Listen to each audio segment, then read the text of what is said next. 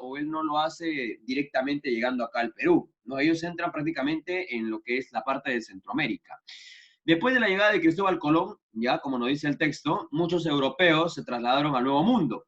Estos, pues en este caso, al ver que había oro en ciertos sectores, porque en Panamá y en la parte del Canal de Panamá y en la parte de Centroamérica había oro, pues, pero a pequeños grados, ¿no? No había tanto como en la existencia, como en la parte de los aztecas o del Imperio Inca. Entonces, ellos pues llegan, en este caso, a Centroamérica y se dan el punto, ¿no? Se dan con la sorpresa de que hay oro y hay imperios, ¿no? En la parte de México, los grandes aztecas, y en la parte del Perú, más abajo, ¿no?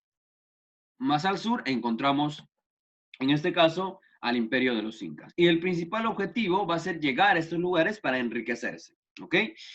Antes de las expediciones de Pizarro, más o menos a mediados del siglo XVI, se inicia la colonización de Panamá, ¿ok? Donde se establecen, en este caso, dos gobiernos. Antes de que exista el virreinato en el Perú, ya había un virreinato, por decirlo así, ¿ok? ¿Dónde? En Panamá. Espero que estés anotando esto porque el día de hoy hay práctica y mucho de lo que está acá viene, ¿ok?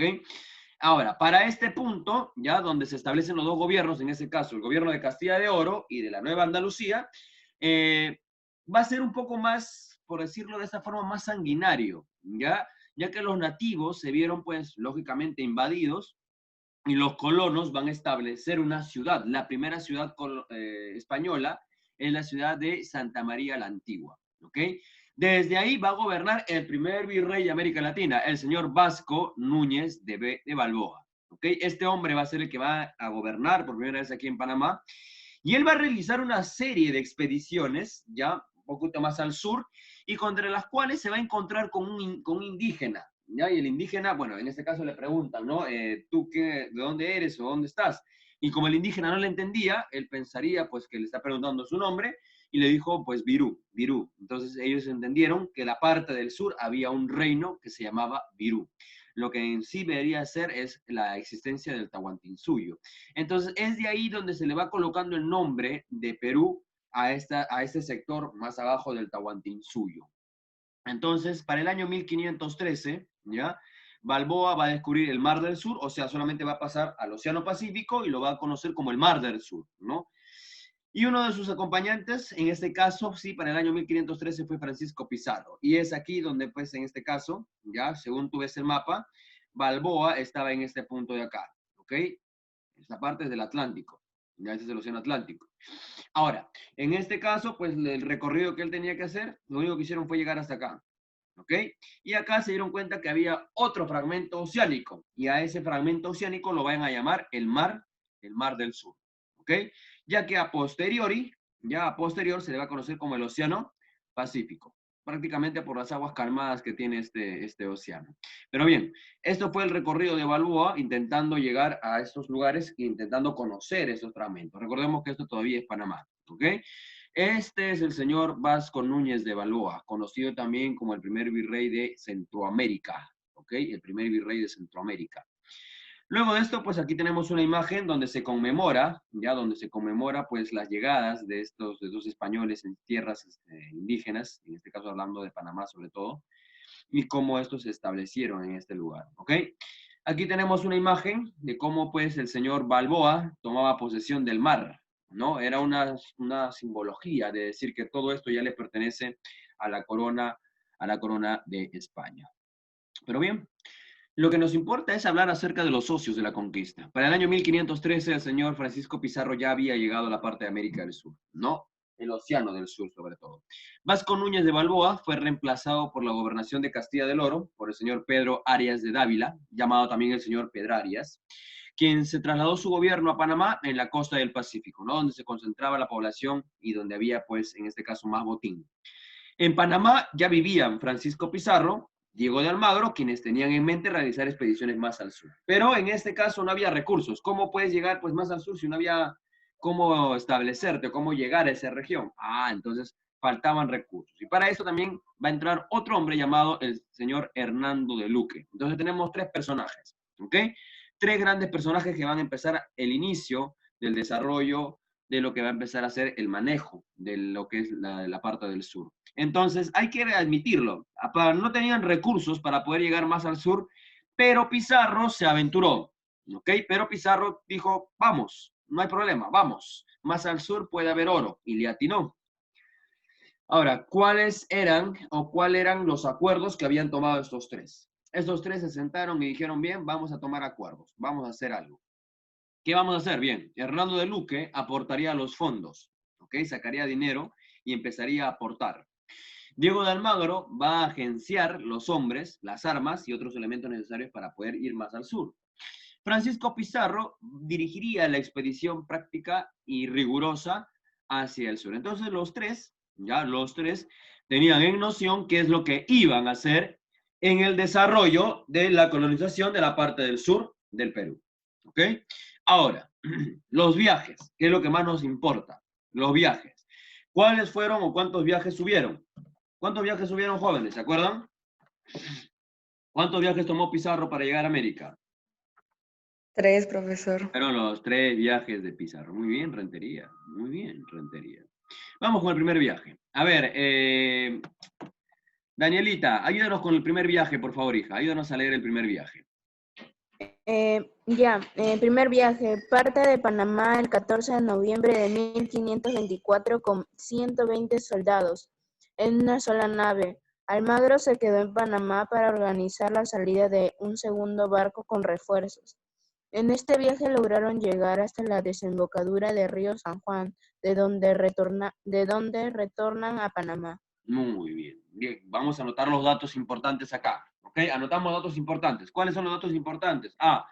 Primero, ¿cuándo salen en el primer viaje? El 14 de noviembre, ¿no? De 1524. ¿Con cuántos soldados? 120 soldados.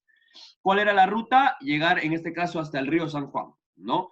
En este caso, Almagro se queda en Panamá para mandar refuerzos con un segundo barco. Ellos llegan al río San Juan y de este caso, pues retornan al ver que no habían, en este caso, recursos para seguir continuando, ¿ok?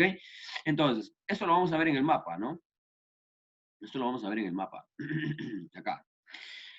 Panamá, y más o menos estamos hablando de este sector de acá, ¿no? De aquí. Salen de Panamá, ¿no? Llegan a Isla de los Perlos, Chanchama, Puerto Piñas, porque había muchas piñas acá.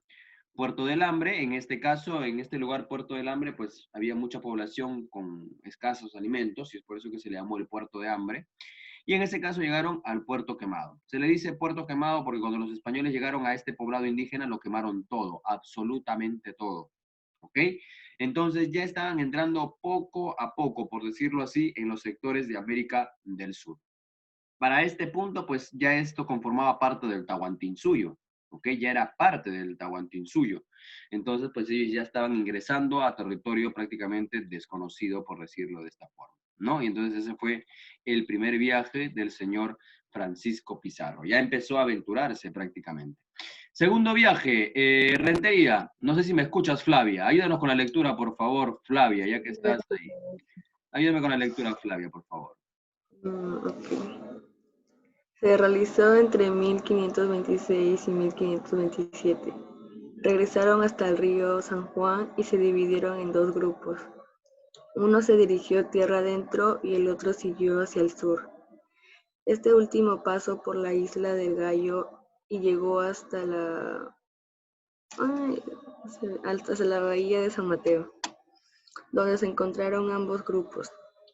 Allí ocurrió un célebre incidente que determinó que solo unos cuantos prosiguieran el viaje con Pizarro, con los refuerzos que logró llevar a Almagro, logrando llegar hasta Tumbes y la desembocadura del río Santa, llevándose a un indio para que aprendiera el castellano y sirviera de intérprete. Este fue Felipillo, personaje importante en la conquista. Muchas gracias por la lectura, señorita Flavia. Muy bien, gracias. Aquí muchos datos que anotar, ¿no? Primer dato, el año en que salen, del año 1526 al año 1527. Se dividen en dos grupos, cada uno sale más al norte, el otro va más al sur, en un determinado momento se encuentran, y al pasar por la isla del Gallo pasa el acontecimiento más relevante, ¿no? Donde Pizarro, pues muchos se estaban desanimando porque ya no habían recursos, y estaban muriendo de hambre, ¿ok?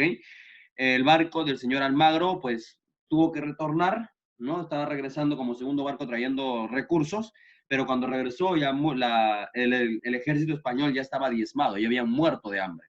Entonces ahí es donde la mayoría empieza a desanimarse y pues ahí es donde Pizarro saca su espada y pone una línea, ¿no? Y dice, pues los que quieran seguirme pasan la línea y los que no, pues se pueden regresar. Habían llevado a un intérprete, a un indio, al cual le enseñarían el castellano, para que éste pues pueda ser un intérprete, como ya bien lo había leído Fernanda, y de esta forma Flavia, y de esta forma pues se pueda seguir conociendo e interpretando. En este caso ya habían llegado a la parte de Tumbes, en el río Santa. Entonces, ya estamos, por decirlo de esta forma, en un aspecto muy relevante, ¿no? Un aspecto muy importante donde ya prácticamente Pizarro ya se ve dentro de lo que es el imperio del Tahuantinsuyo, ¿no? Y aquí está la reunión donde, pues, en este caso solamente 13 personajes dicen, no, vamos a seguir y vamos a continuar, ¿no? Los 13 del gallo, la reunión, y ahí es donde se hace la partición, y algunos siguen a Pizarro y otros se retornan a Panamá. En este caso lo vemos en el mapa de esta forma, ¿no? Podemos analizarlo de esta forma en el mapa. Tenemos esta cosmovisión acá. Ellos parten desde Panamá, lógicamente tienen que retornar a un determinado lugar, llegar acá, ¿no? Pasar por todo este proceso, llegar acá, esto ya es que Ecuador, lógicamente. Luego siguieron su navegación, retornando a este punto, y tienen que retornar hasta Tumbes, ¿no?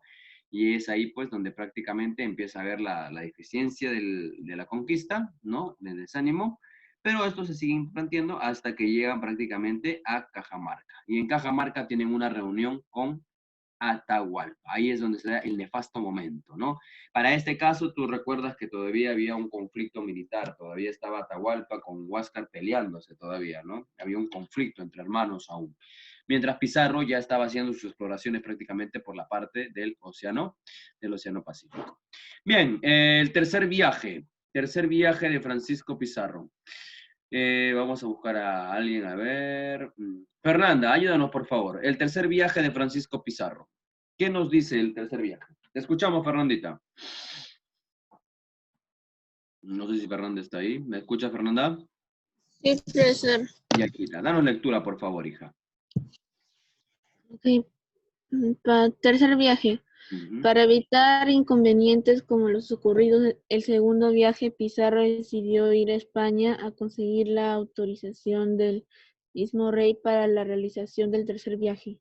Entrevistándose con el rey en la ciudad de Toledo, firmándose un acuerdo llamado Capitulación de Toledo. En este documento se establecía lo siguiente. Primero, se nombraba a Pizarro gobernador, capitán, adelantado y alguacil. Se convertía en la máxima autoridad militar y civil. A Diego de Almagro se le concedía el título de capitán y gobernador de Tumbes. A Bernardo de Luque se le nombraba obispo de Tumbes y protector general de los indios.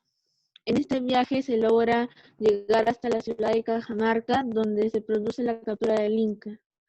Atahualpa, la expedición componía de 280 hombres, 27 caballos, muchos perros y unas pocas piezas de artillería. Muchas gracias, Fernandita. Muchas gracias, hija. Ahora, ¿se dan cuenta? 280 contra todo un imperio. ¿No? 280 contra todo un imperio. Mira la diferencia que hubo. Ahora, aquí hubieron características que tenemos que analizar, ¿no? Por ejemplo, ya Pizarro se da cuenta que iba a tener problemas con los tres. Para no tener problemas con Diego de Almagro y con Hernando de Luque, él se entrevista con el rey, ¿no? Se entrevista con el rey y justo se encuentran en la ciudad de Toledo. Y le dice, muy bien, para que no haya problemas, dividimos América, ¿ya? Una parte para Hernando de Luque, la otra parte para Pizarro y la otra parte para, en este caso, el señor Almagro. Entonces, ante esa situación se firma la capitulación de Toledo, ¿ya? Y en este caso a Pizarro se le entrega el título de gobernador. De ser de un criador de cerdos a pasar a ser un gobernador. Qué características, qué suerte la de este hombre, ¿no? Ahora, en este caso a Diego de Almagro se le entrega la capitulación de ser el capitán y gobernador de Tumbes. Hernando de Luque debería llevar los aspectos religiosos e inclusive se le entregó la autorización de ser el protector de los indios, cosa que no se cumplió. Quedó en el papel, pero no se cumplió. En este viaje dice que se logran llegar hasta Cajamarca y ahí es donde ocurre el nefasto momento donde Atahualpa, por curioso, va a buscar a Pizarro y sabemos qué es lo que pasó, ¿no? Lo encarcela, lo mata y se acabó el imperio de los incas con ese momento. Y de ahí pues sabemos cuál es la cantidad de españoles que habían logrado llegar en este punto al Perú, ¿no? Se sabe que habían llegado con 200 españoles, 280 españoles, 7 caballos, los incas nunca habían visto un caballo en su vida, nunca habían visto un perro en su vida, entonces pues se asustaron, y mucho menos la artillería. Recordemos que eso también va a jugar un fundamento muy importante dentro de la conquista, ¿no? Dentro de la conquista forma un gran momento. Ahora, ante esa situación, pues ya sabemos que el tercer viaje fue el más arriesgado para Pizarro, ¿ok? Pero el que ya tenía prácticamente una autorización de parte del virrey, o del rey, perdón, de la corona española. Entonces, ya vemos que ese hombre ya hace una interacción desde Panamá, desde Quito, en este caso la parte de Tumbes, y llega prácticamente hasta Cajamarca, ¿no?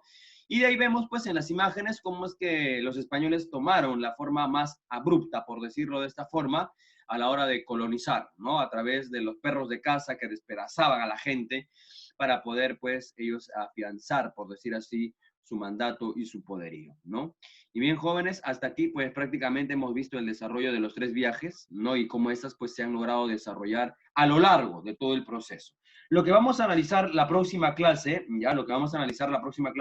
va a ser a detalle los fundamentos de los inicios de la guerra entre incas y españoles, porque el imperio inca no se lo entregó por entregar nada más, se luchó para poder, en este caso en vano, pero se luchó hasta el final para poder intentar reconquistar el imperio de los incas.